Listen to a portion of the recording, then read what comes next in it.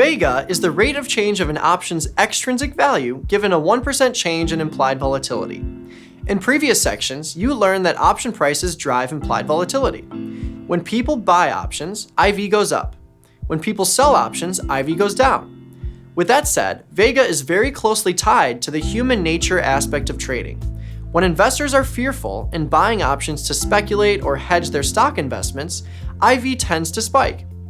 When complacency sets in, IV tends to collapse. Historically speaking, this movement has been relatively mean reverting, and a lot of investors trade changes in implied volatility rather than the stock price itself for that reason.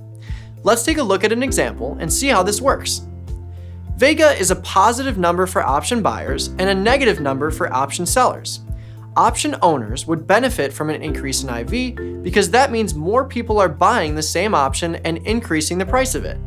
Option sellers would benefit from a decrease in IV because that means more people are selling the same option and are decreasing the price of it. In this example, we have an option worth $1.50 and we see an increase in IV from 20 to 21%. If our Vega value is 43 cents, the option would increase in value by 43 cents, all else equal.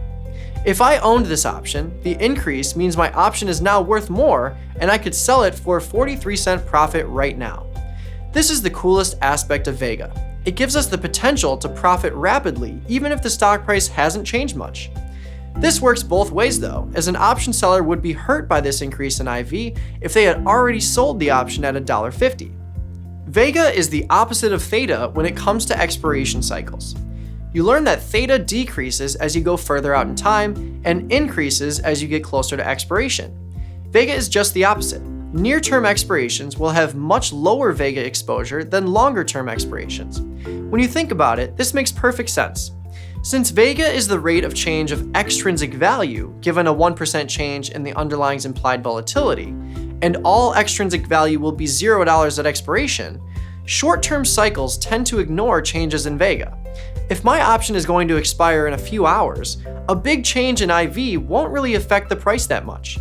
At that point, option prices are largely determined by intrinsic value or lack thereof. If I still have 100 days to go to expiration though, that change in IV will mean a big change in my option's price. There is still so much time for the stock to move, and a higher implied volatility implies more potential movement.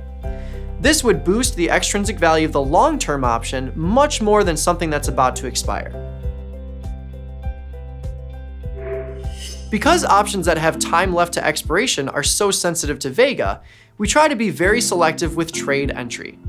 In the previous example, if we had sold the option after the IV increase, we'd be able to collect much more, increasing our theta decay, and opening up the door for an IV contraction from that point.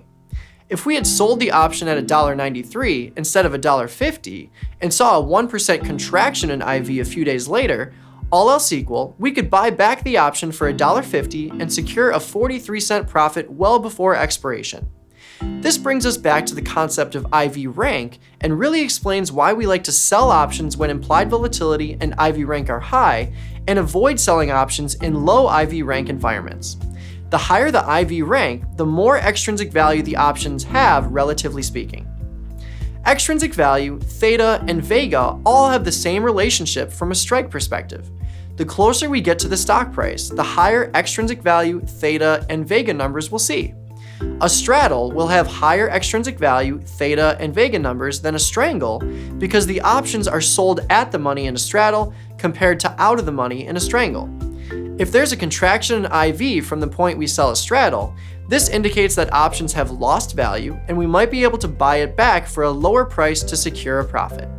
The same is true for a strangle, but the out-of-the-money options are less sensitive to Vega, so our potential profit might be lower. In any case, Vega is a powerful tool that we can use to determine how sensitive our strategies will be to changes in IV, and we can strategize around that to become long or short Vega, depending on where we think IV will go from the point of trade entry. Let's review. Vega is the rate of change of an option's extrinsic value given a 1% change in the underlying's implied volatility. Option owners benefit from an increase in IV, so the Vega value is positive. Option sellers benefit from a decrease in IV, so the Vega value is negative. As we move out in time, our Vega sensitivity increases because of the time left for markets to move. Historically speaking, IV has been pretty mean reverting, especially after a big spike, which is why we tend to sell premium in high IV environments to benefit from a potential contraction from that point. Congratulations! You've now been introduced to the three main Greeks we look at when trading options.